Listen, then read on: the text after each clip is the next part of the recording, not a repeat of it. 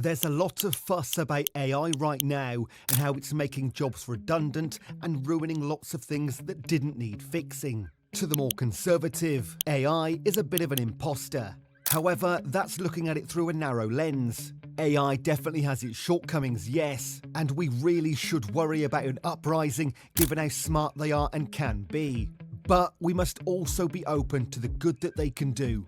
Let me paint you a picture. Imagine a load of drones flying overhead during a football match, tracking players, monitoring muscle movement, pace, jumping stats, and other vitals. That sounds like some weird dystopian dream, doesn't it? Some people still aren't sold on birds being natural or the shape of the planet, so a network of drones that never go away during a match might be met with significant rebuttal. But what if I tell you that this could be the future of sports, particularly when it comes to injury management? Stay right there if you want to learn more. It's the Champions League final of 2023. Fans and viewers alike wait with bated breath. Will Pep Guardiola finally prove that Man City are more than local champions? Or would they bottle it to Inter Milan, who are more experienced in the competition? Crucial City player Kevin De Bruyne walks off the field with a visible limp. He hugs his coach and they share a smile. It's a great day. City have won the cup and done the treble. All was right with the world, but it wasn't.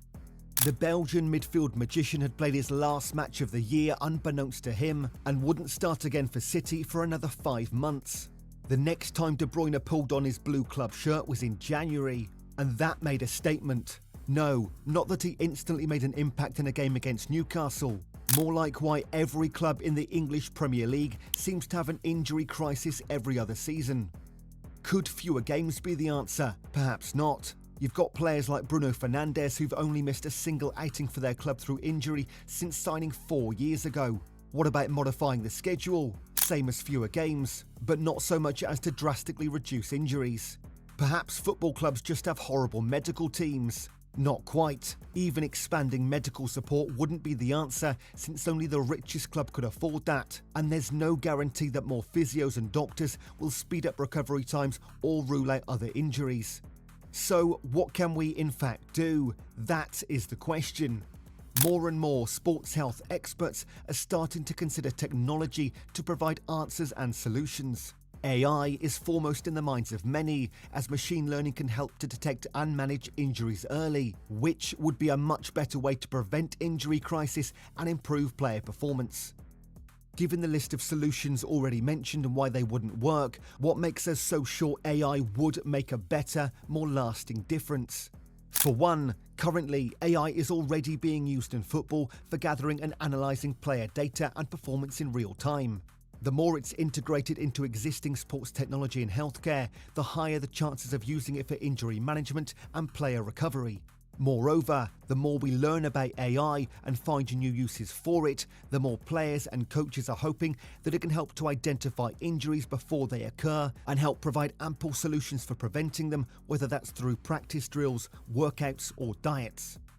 We can expect to see computer vision technologies in the future similar to the facial recognition systems used in airports. This technology will change how we conduct injury analysis, with the first obvious change being that players won't need to use the wearable sensors most of them use today.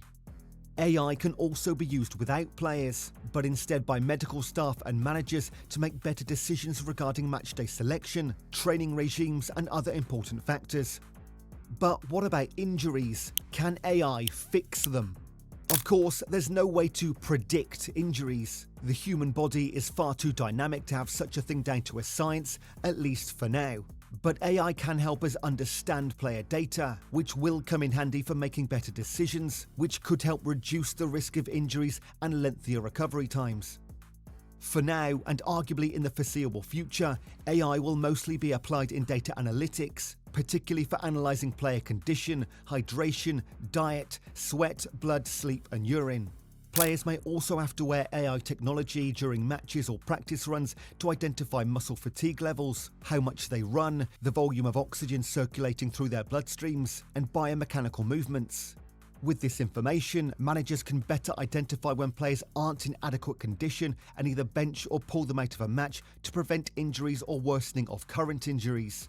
AI may also help with injury recovery, providing more precise markers for when players can return to action. Additionally, there's virtual reality in the form of computer-generated simulations of 3D environments, which can be used to speed up player return times and decision-making. By allowing players to practice certain movements in a controlled environment, managers and health staff can test player availability without having to field them for a match. Granted, VR could never replace real-world conditions, but it can be a convenient and reliable solution for replacing complex situations that typically face players. For starters, we have to understand how injuries affect players. Regardless of their severity, there's a decent chance that players may struggle for form after injuries. In the case of persistent injuries, players may never reclaim their place in squads or even be considered surplus to requirements in the event of squad shakeups or managerial overhaul.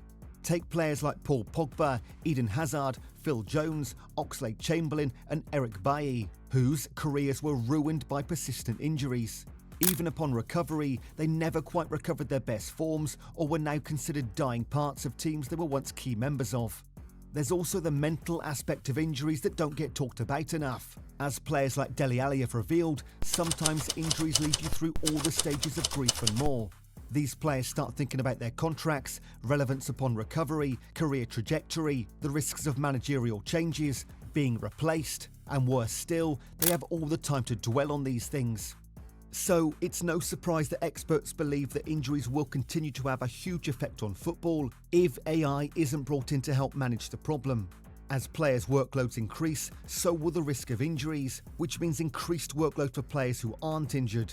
In turn, this will increase the risk of the latter, thereby perpetuating the cycle all over again.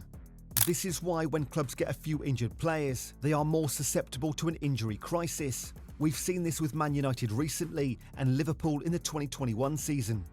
With AI, we can better collect, track and analyse data on multiple factors to help assess injury risk and manage recovery times. It would be impossible to manage such a huge database by ourselves without significant errors. Only a technological intervention can pull this off without a hitch, and that is AI. But first, we must develop AI correctly for football, as the current databank and technology are just not enough. If you like what you just saw, please consider sharing and subscribing. We bring you the most important updates on sport every week, so don't miss out. See you in the next one.